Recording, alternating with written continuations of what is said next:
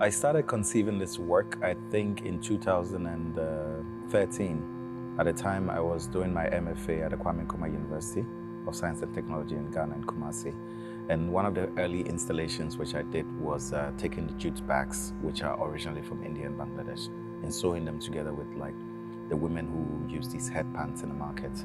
And then I made a proposal at the railway to cover some of the trains and then one of the old bridges. And when I did, that was when my interest in the history of the railway came about. So over the years, I would go to the railway, photographing, looking at like the history of work, the archives within the space and all that.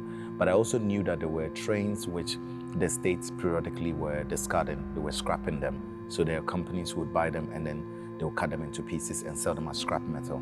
But I was particularly interested in the memory embedded within these objects, particularly the history of labor in them, given the fact that the railway was built by the British in the early 20th century, mainly for the extraction of raw materials.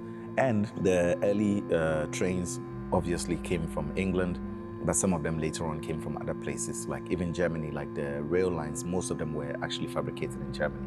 But I think it was in the post-independence era when a lot of these trains were brought, particularly in the time like in the 70s, 80s, 90s, when Ghana was like in the structural adjustment program at the early phases.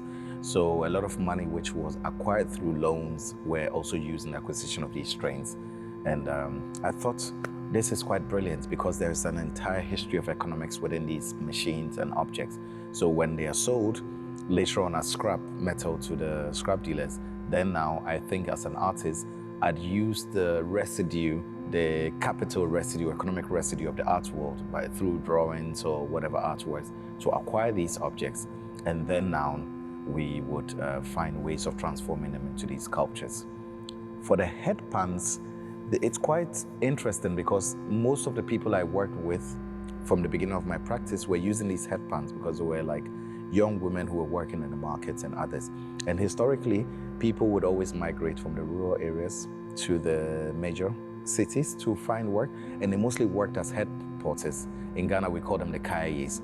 But also when you go to like the rural areas, the women mostly have like headpans, which they use for all kinds of things. Either they're taking it to the farm to fetch firewood, or they're taking it to the farm to fetch rice or maize or whatever. So I was basically interested in the life of these objects being used to carry things over its lifetime and how the pan transforms, because sometimes it falls down, sometimes they mark it, sometimes it acquires its own scars. And I'm interested in how we can read the scarification within that and then try to reflect upon it in relation to the history of the world when it comes to like the human condition. It's quite fascinating, the Ghanaian railway system, because when it was built in the early 20th century, the main reason why it was built for the extraction of raw materials. But I think also at the time when it was being built, one of the things that fascinated me about it mostly was that it was built with certain specific labor force. Indentured servants, like a lot of the men who built the railway. This was like in the early 20th century. That was during the 5th Anglo-Ashanti War, like basically the Yasantua War, when the British demanded that the Ashantis give them the golden stool. And then a brave warrior who was the Queen Mother of Ijesu declared war on the British. At the time, the Ashanti king, Prempeh, had been taken to exile because he refused to give the golden stool. So, and Ghana was called the Gold Coast at the time. So basically, cocoa, timber, bauxite, all the things that were being extracted as raw materials. So the railway was almost like a spine that had been built across the Gold Coast in order to be able to extract as much as possible. And of course, during the independence, post-independence, during independence time, a lot of the workers who actually the struggle for independence, agitation for a lot of them were the railway, because the railway was the largest employer, in terms of the civil service in the country. So I was also very much interested in what that implied in terms of the questions of freedom and justice and independence. And Ghana has a lot of that in our history, even like from the 1948 riots, when the soldiers who had fought in the Second World War, who came back and were demanding for like equal pay, like their wages, justice and all that, and also for independence and like the liberation movement and all that. So I thought these were very much tied in, particularly in relation to what what the railway or the trains themselves symbolize. Because it's interesting to know that during the building of the railway, between like, let's say, the late 1800s and like till like 1920 something, after the Second World War had ended, the amount of money that they were paying like the workers who were working on the railway was equal to the amount of money that the British government claimed they were paying the soldiers who had fought in the war. And at the time it was about 1 shilling a day or something like that.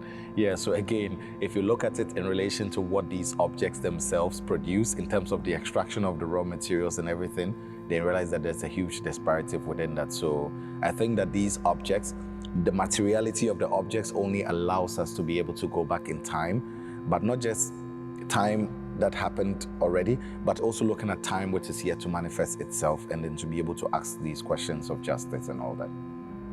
The headpans are very common in Ghana. They're mostly used for many different things. A lot of, sometimes when a woman gets married, the headband comes as part of the bride price. When women move from the rural areas to the south to go and work as a head porters, the Kayes, they buy these headbands because that's their office, literally, because their whole profession is about carrying goods from one place to the other, places where maybe a vehicle cannot go, or places like people, like economically, people cannot pay to transport their goods by car, so they would hire the service of a head porter. And I thought that the condition of the body, because most of these girls, when they come to Accra, they tattoo their body with their names, the names of their family, so it's almost like a biodata. And sometimes some of that gets transferred onto these pants. And when these pants are used every day, it's almost as if you use the pan for a decade. I was making these calculations as to the amount of weight that these girls carry every day. If you use that same pan for a decade, in that decade, the amount of load that you would have carried is equivalent to 200 of these locomotives that you would have carried on your body. So of course, you can begin to see the effects on the spine and how the spine begins to shift and all that.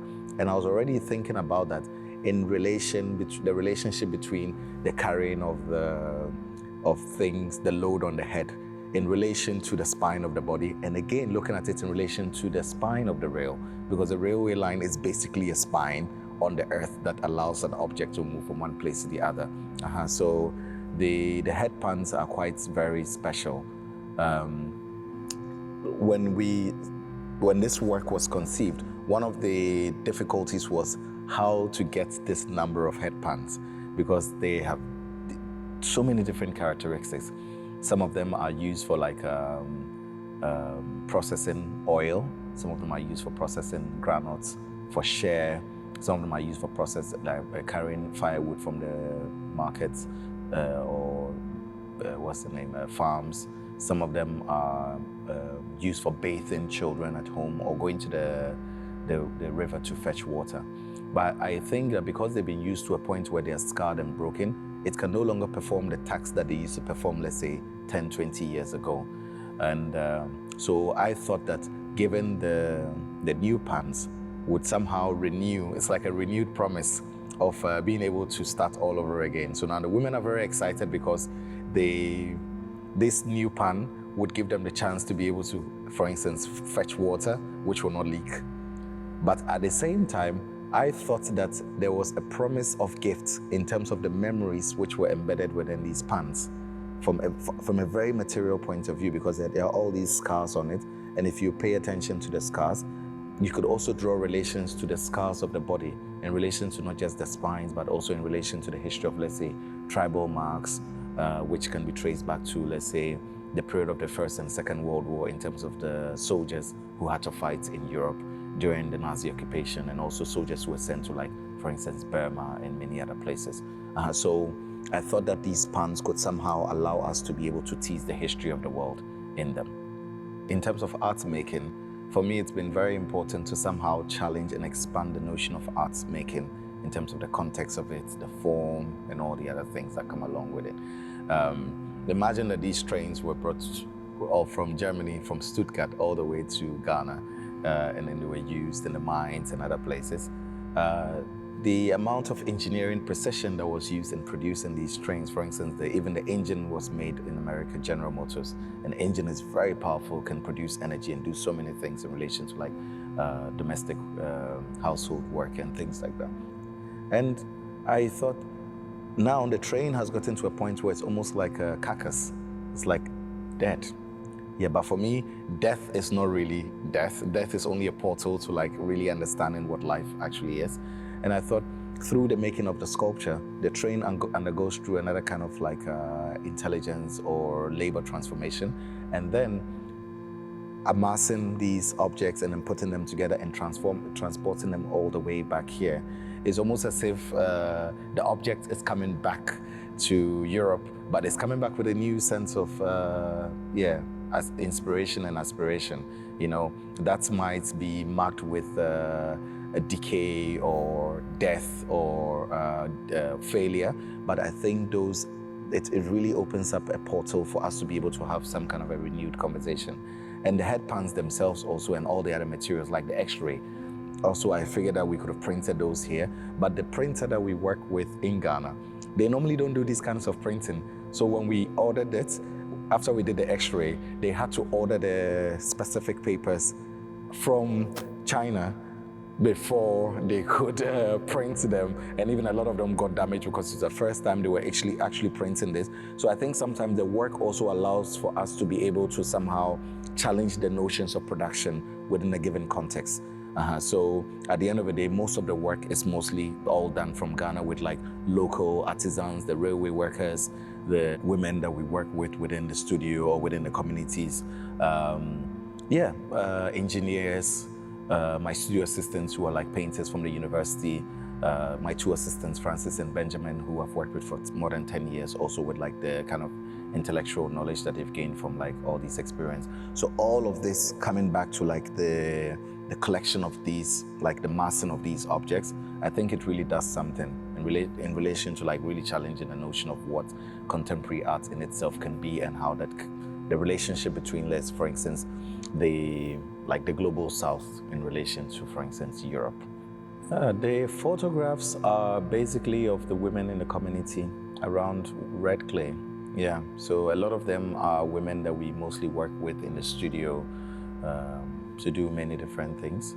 And I had spoken to them about this work that we were developing. And a lot of them have traveled maybe to the south. They've done different things and they've come back. Some of them were headquarters when they were a bit younger. Some of them not. Some of them have just lived in this community their whole life. They've never really been anywhere.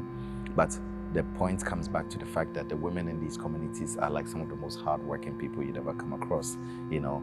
So I was basically interested in the relationship between the objects that they use every day, which is so mundane, in relation to their bodies, the amassing of these objects on their bodies in relation to like the background of the train. So we made an open call and a lot of them came, and then we made several. I made more than 200 of these photographs, only to choose 10 for the exhibition. Yeah, because I had to like really go through all of them and like select the best 10. Not the best 10, but at least the ones compositionally, the ones that I thought that could somehow quite work for the concept of the exhibition. The spinal deformation from the X-ray series also comes from the local markets in Accra, between their certain markets like Newtown, the Malamata market, where I actually, interestingly enough, that market was the first place I did my first public art installation. Yeah, in 2012. That was 31st December. I remember so vividly.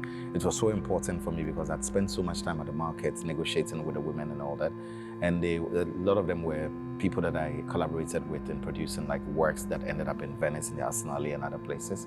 And we had been talking to them for quite a while, working with them. So when this idea came about, we spoke to them because we needed at least like 100 and something people in order to be able to produce the X-rays, to select the ones that we needed. So we sent out an open call, and then we got the number that we needed. And then for a certain number of days, every day we took a certain number of them to the hospital for the doctor's appointments in order to be able to do the X-ray checks. After all, there are things that you're supposed to do anyway, but medically it's so expensive, and also a lot of them don't even know that they have the condition to begin with.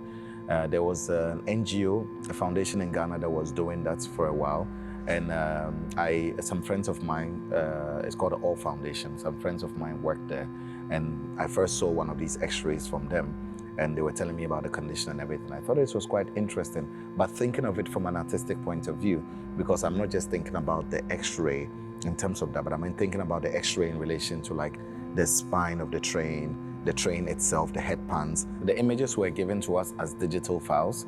So then they were both RAW and JPEG files, and we had to make the selections, and then we had to give it to the printer in order to be able to print all the images. And some of them is quite tricky, because if you're making a scan of the spine, then it's like a narrow scan of it. So in relation to the form of the work, which are these light boxes, some of them don't really cover like the entire frame. So you see that there's a black edge around it, because if you blow it up, then you're going to miss quite a lot of it, because the spine is so long, and in order to see the curve, it has to be quite narrow. So these were some of the things that we had to learn in the production of the work, because a lot of these works that I'm making, like the entire work in this show, is all produced new. So for me, it's also a learning experience, trying to understand what it means to be able to produce as an artist this way. Because as much as I conceive the idea, also in relation to the Kunsthalle, it's both ways, because I produce one part, the Kunsthalle produce another part, and then when the two come together, then we can begin to see like the relationship between the forms that are made. It's Ziliji in Dagbani means train. I remember when I first, before I brought the trains to Tamale, and I would go to like schools doing workshops, and I would talk about train. None of the kids knew what a train was, because if you've never traveled out of the region before, you've never seen a train. Even my father's generation, those who've not traveled anywhere, there's an idea of it, but you really don't know what it is. It's like that work by Ibrahim Mahama, where he asked the women to like paint the sea, and the sea was pink and other colors, because they'd never seen the sea before. So it somehow, the lack of the scene somehow opened up a certain imagination around it. And that's how I began thinking about it in relation to the sculpture. And Jifa is, in Dagbani means a carcass of an animal or a body or something. So I combined the two.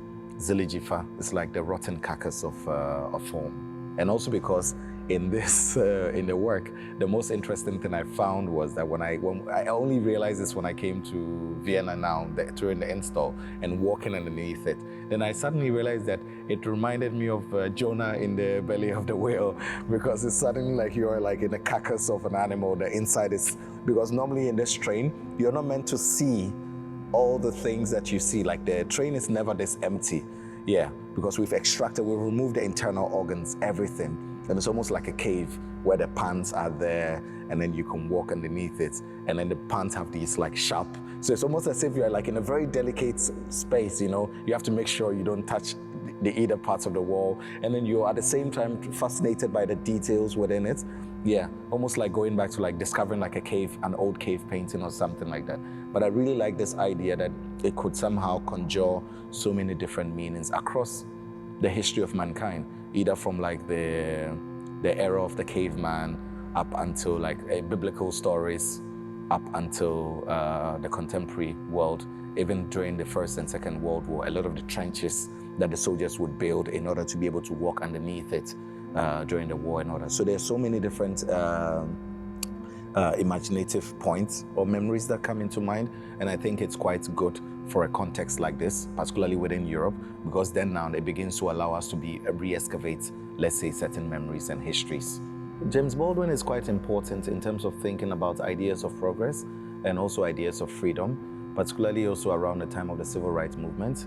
And in Ghana, it was a very important period also for us, because around that time, there were a lot of intellectuals that came to Ghana, from Martin Luther King to like Malcolm X and others, who came to Ghana within the civil rights period, because Ghana was like this country that was like the shining beacon on the hill, because we were doing all the things that was once never thought about to be done in terms of producing like the factories, the glass factories and the paint factories, like the car factories and all these other things. And also at the time, particularly because we were sending engineers to like Malaysia, Singapore, because we all had independence around the same time, And yeah, so particularly looking at like, let's say, ideas of activism in relation to the writings of Baldwin and also the promise within his writings in terms of like ideas of liberation and all that, I thought that it's quite interesting to somehow draw a connection between that and these works, because most of these materials that we're using, like maybe the films or like the films also, but the railway lines and others, the reason why I acquired them was because I always saw them as materials which had stories to tell. And those stories could, although these materials come from a place of trauma, but also there were always these ideas of liberation within them. Because even the factories in which these were produced in were in Europe, they were produced by working class, ordinary people. And most of these people were part of like unions who were also agitating for like more like equal pay, like labor rights and all kinds of other things. So I thought that these writings could allow us to be able to rethink about these material forms and then establish new connections. The systems certainly are very important to me. The whole idea of building these spaces in Tamale was, again, going back to the question of justice, because art, the basic fundamental point about art across time has always been about the question of justice and freedom. Not just freedom in relation to humankind, but freedom in relation to like the world itself in terms of the existence of forms, the creation of new forms and the meanings that they come along with. In 2014, when I sold my first work, the idea was to invest that money into building a studio space. And I remember my mentor and professor from the university, caricature, said to me, if you built this studio in Tamale, it would go a long way to probably inspire a new generation of artists or thinkers. And yeah, imagine just building a studio in Tamale, because I didn't grow up in Tamale. So imagine building a studio there. Imagine even just kids who are going to come to the studio and the works, the forms that they see, how that could inspire them. Because justice and freedom is not so much about the fact that we have it. It's about the fact that we cherish the idea of it and we realize that we are willing to give it away in order for other people to have it. So going to Tamale to build this space meant that you were not in the center of the art world. Yeah, because I could have moved to Europe, you know, to live. But the idea that you were living in a place like this where there were no like public spaces, there are like no like parks, there are no like arts institutions. But the idea of building a studio, because the studio becomes a political ground where all these materials are coming together with all their historical values and all that. And we can share that because the artist studio is not a factory. It's a space where the artist is constantly reflecting in order to be able to produce. But the question is that, can we share that production system with the world around us? Because the world around us also comes with its own intelligence, and the intelligence of history, both in the past, the present, and the future. And mostly, particularly among kids, the idea is that if we're able to build a system that can inspire them and demystify the world that they live in, then they can think differently about the world that they can build, a new world that they can build. So red clay, that's why we have the airplanes and the trains and the artworks, because it's also important that as artists, as we're producing, the ownership of these works are tied back to the inherent labor conditions of where they are inspired from. Because then you realize all these headpans are coming from like the women in the communities. We're borrowing them, we're using them to make a contemporary piece. It comes to Vienna, but then the work, what happens to the work after? If the work goes back to that context, or even whilst it was there and we're producing a kit, we're seeing it, and now the work goes to Vienna, it travels and goes back to this place again, then suddenly, yeah, it allows them to believe that they are indeed part of a much more bigger world. Because sometimes people think that, oh yes, we are in this corner, in this village, and then the rest of the world is elsewhere. No, but the idea is to be able to build new systems that allows for people to believe, regardless of the conditions or the space they find themselves in, that they're indeed part of the entire world and they can make their own contributions, intellectual contributions to it. We're not just there at the mercy of the world, but we have to be able to create systems that allows us to believe that we're an intelligent part of the world, which constantly we've done that, and people in the global south in many places have done that constantly over many generations. But the narrative has always been quite different. And I think that through artistic production and rethinking about the contemporary, in terms of like what the contemporary discourse presents, then we can begin to like rethink about how open the world is and what we can learn from one another.